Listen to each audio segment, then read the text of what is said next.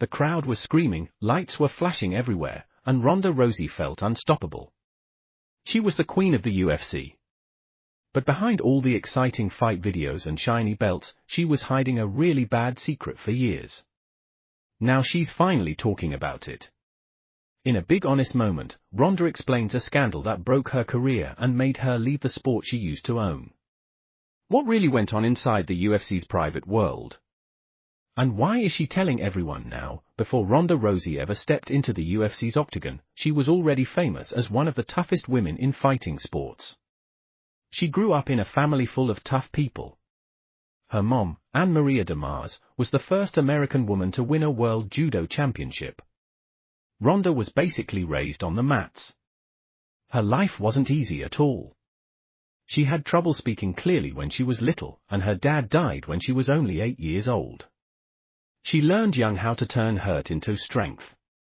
That toughness took her to the 2008 Beijing Olympics, where she became the first American woman to win an Olympic medal in judo. She got bronze. When she switched to MMA, nobody had ever seen anyone like her. In Strikeforce, she finished fights super fast and scary, mostly with arm bars that shocked the crowd and scared other fighters. It wasn't just the moves, it was her whole vibe. Ronda looked like someone who knew she couldn't lose. And soon the UFC wanted her. Dana White, who once said women would never fight in the UFC, changed his mind and signed Ronda as the first woman fighter in UFC history. Her rise happened really fast. In her first UFC fight in 2013, she won with a first-round armbar again, starting a streak of total control that almost nobody ever saw. 12 fights, 12 wins, and most ended in under a minute. Pay-per-view sales went crazy. Media loved her, and Hollywood started calling. She wasn't just a fighter anymore.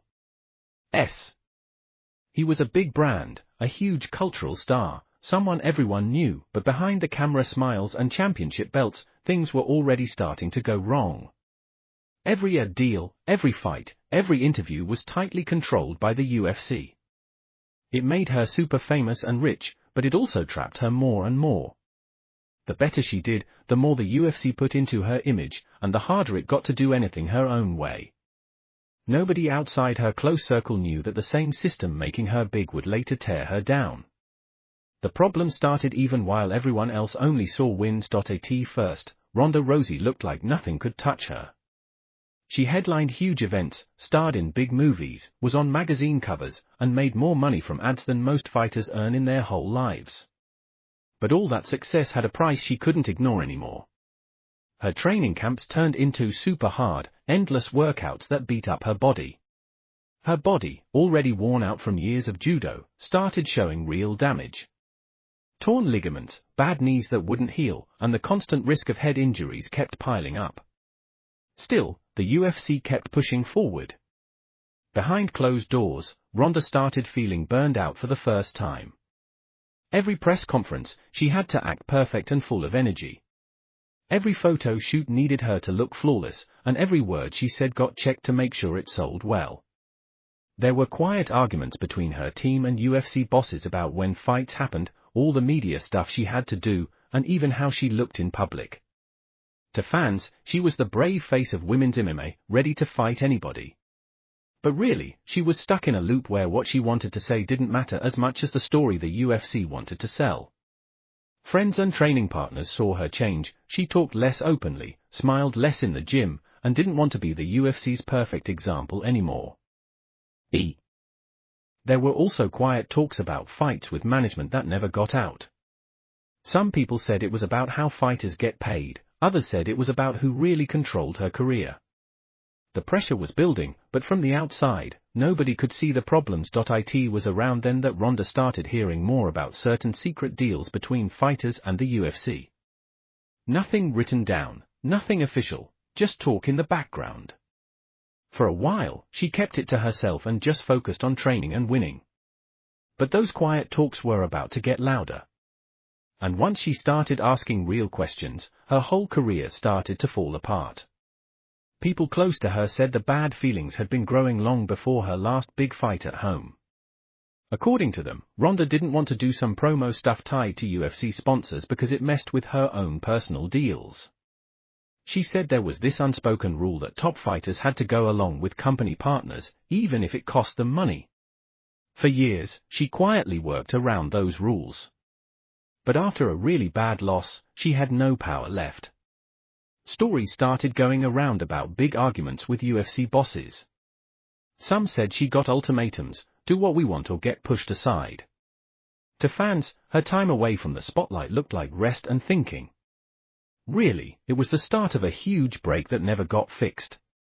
That unspoken rule she avoided for so long was about to become the main part of a much bigger, much darker story, one that finally pushed her out of the sport completely. The first big problem didn't happen in a fight. It happened in a meeting room. People close to Ronda say a meeting in late 2016 started everything that came after. It was supposed to be about planning her career. But Ronda quickly saw it was really about something much bigger, the UFC's secret rules on sponsors, how fighters get promoted, and who gets pushed forward and who doesn't. The UFC always protected its brand, but after they sold the company to WMEIMG for over $4 billion that year, things changed. Corporate sponsors became the most important thing. New rules came down that fighters had to promote certain brands, show up at certain events, and, most controversially, not say anything in public that could hurt a sponsor relationship. To regular fans, it sounded no big deal. But for fighters with their own sponsors or different beliefs, it turned into a money and right-wrong mess. Ronda was known for doing things her own way. She didn't want her name tied to companies she didn't like, and she said no to promo shoots that clashed with her other deals. Things got worse when she supposedly turned down a request to promote a controversial energy drink that UFC bosses really liked. That no didn't go unnoticed. Whispers started in the locker rooms. Stories from other fighters who said they lost big spots on cards or had contract talks slowed down after saying no to similar things. Around then, some ex-UFC fighters started talking vaguely about the pressure to go along if you wanted good fights or good promotion. Some hinted that doing what they wanted got you better pay-per-view shares or more media time, while saying no often meant getting stuck on smaller cards or ignored completely. For the first time, Ronda started seeing the UFC not just as a fighting company, but as a place full of politics where one wrong step could end your career. In interviews years later, she called this time the shift, the moment she realized winning fights wasn't enough to stay on top. And while she didn't name people at first, the bad feelings between her and some bosses became something everyone backstage knew about.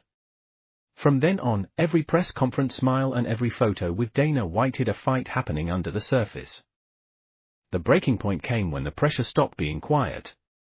According to Ronda, UFC bosses started giving her contracts and promo duties that crossed a personal line for her. These weren't just about sponsors. They were rules about appearing with companies she had already said no to in public, and promo work with people she didn't want to be linked to. The message was simple: do it or lose your best fight spots, marketing help, and power in talks. Behind closed doors, Ronda fought back. She reportedly had a really tense meeting with Dana White where she told him straight up she wouldn't speak for brands she didn't respect. White, being his usual direct self, supposedly told her that in the UFC, you're either fully in or you're out. For a fighter already dealing with healing from injuries and the stress of a big loss, it felt like a hidden threat. But the more she looked, the more she saw the same things happening to others. Other fighters, some still fighting, some retired, told her privately about similar stuff. There were stories of rankings getting changed to punish fighters who spoke out, sponsor money held back until promo events happened, and fights set up just to push annoying fighters aside. In Ronda's words, it was a system that could kill your career without ever officially firing you. This was when her fight became way bigger than just the next opponent. She started keeping track in her head, connecting the dots between sponsor deals, fight bookings, and what the media said. To her, it looked like the UFC had figured out how to control fighters without ever writing it down. The line between sport and business wasn't blurry anymore, it was gone for a while. She tried to stay quiet and focus on coming back. But the demands got bigger when she refused a big promo campaign that went against what she believed. The punishment came fast.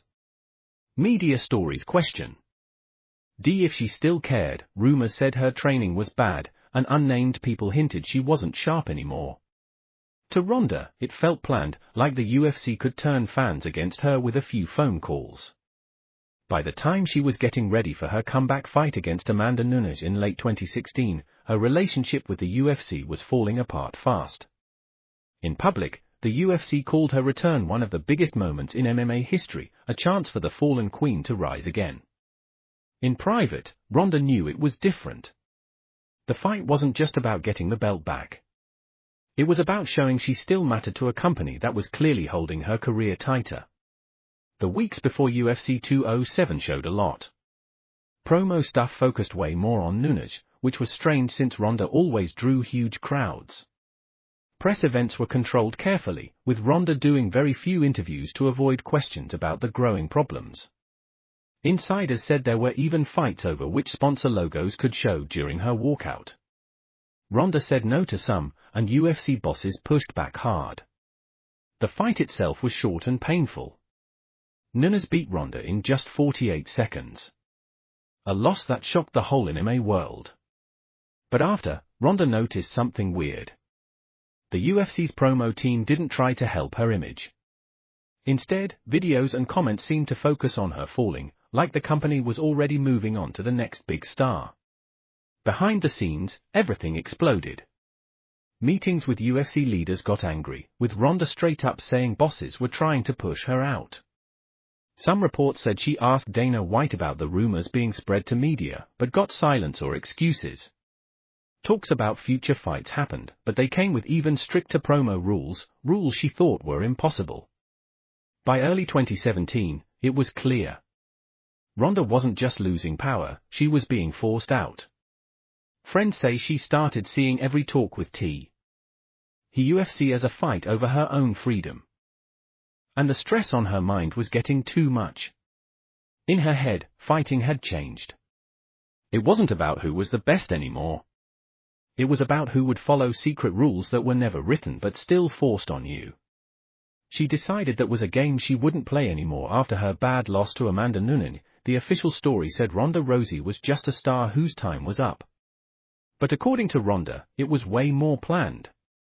She says her leaving wasn't natural. It was a careful push.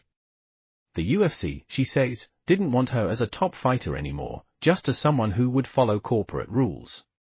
When she said no, she became easy to drop. In the months after UFC 207, they quietly offered her new fights. On paper, they looked like chances to get back in the spotlight. Really, the deals were full of conditions. Must-do sponsor events, scripted media parts, and approved words for every interview. The money wasn't just for winning, it was for following along. If she didn't act the way the UFC wanted, she could lose hundreds of thousands in possible money. Ronda says it became obvious the company was ready to ignore her completely if she didn't agree. She started seeing small signs. Access to training places got delayed, promo shoots got cancelled for no reason, media questions got directed away from her. Some fighters might think those were small things. To Ronda, they were ways to pressure her, part of the UFC's quiet way to make fighters bend without writing anything down. The last thing was when she was told her next fight, if she even got one, would be way down on a card under fighters she used to headline over. To Ronda, it was on purpose to embarrass her, to make her brand smaller and her leaving look like her own choice instead of being forced. I knew right then, she said in later interviews, they were done with me. The fights they offered weren't about competing. They were about control. With her trust in the UFC completely broken, Ronda quietly stopped fighting. She didn't do a big emotional press conference or announce retirement in a huge way. Instead, she just left without letting the UFC control how her story ended. But that quiet wouldn't last forever. The story she kept inside was too big and too risky to hide forever. For years, Ronda Rousey gave short, vague answers when people asked why she left the UFC, things like moving on or wanting new things. But finally, the truth came out. In an open interview, one she said was the first time she spoke without holding back, she explained the whole scandal clearly. According to Ronda, the UFC had a secret system of following along that rewarded fighters who went with company interests and quietly punished ones who didn't. It wasn't only about sponsors. It was about staying quiet. Fighters who knew about inside rules that bent right and wrong were supposedly rewarded with better fights, bigger pay-per-view shares, and media protection. Those who pushed back, Ronda says, saw their rankings changed on purpose, their fight chances shrink, and their names quietly damaged through planted media stories. The most shocking part was about fighter safety. Ronda said the UFC more than once pushed fighters into big fights even when there were medical worries. Worries that, if made public, could have stopped the fights. She says she was once pushed to hide a serious injury so a main event could happen. They told her straight that the show had to go on and pulling out would hurt her position forever. To her, this wasn't just wrong, it was dangerous. She also talked about contract tricks where fighters got last-minute changes tying future fights to brand stuff, often with no real time to check with a lawyer. They controlled everything, she told the interview. They could end your career without ever saying it out loud. You just knew. The interview shocked the MMA world. Some fighters spoke up in support, sharing their own quiet but matching stories. Others stayed away, not wanting to risk their place in the company. The UFC put out a short statement saying her claims were wrong and calling her words disappointing. But for fans who saw her fast rise and sudden fall, the interview changed how they saw everything. Her losses in the cage now looked less like the only reason she left and more like the last step in a long plan to get rid of her. In the years after leaving the UFC, Ronda Rousey's life changed a lot. She went to professional wrestling with WWE, where her fame brought huge attention and sold tons of tickets. Movie roles came next, and even though critics had mixed opinions about her acting, it let her stay in the public eye on her own rules. But no matter how far she got from MMA, the story from her UFC days followed her. Fans argued non-stop if her claims were true, too much, or just anger. To some, she stayed a pioneer who broke barriers and showed the bad side of a billion-dollar business. To others, she was an upset ex-champion who couldn't handle her career slowing down naturally. The UFC kept growing without her, but the quiet talks never stopped completely. Every time a fighter suddenly dropped from title talks or disappeared from promo stuff, Ronda's words came back online. In interviews, she made it clear she wasn't after revenge. It was a warning. If you're going to step into that world, she said, know exactly what you're getting into. It's not just about fighting. It's about politics, control, and knowing when you're the product instead of the athlete.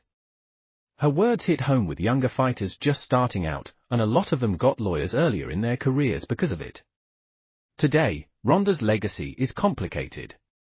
She will always be remembered as the first woman to headline a UFC event, the first female champion. And the fighter who brought women's MMA to everyone. But she will also be remembered for opening the curtain on a system that, if her claims are true, runs on way more than just who fights best. Her story makes fans keep asking a question that still hangs around. How much of the UFC's shiny success is built on keeping its fighters quiet? For Ronda, the answer is clear, and she's okay living with what happens from telling it. In her eyes, walking away wasn't the end of her career. It was the only way to take back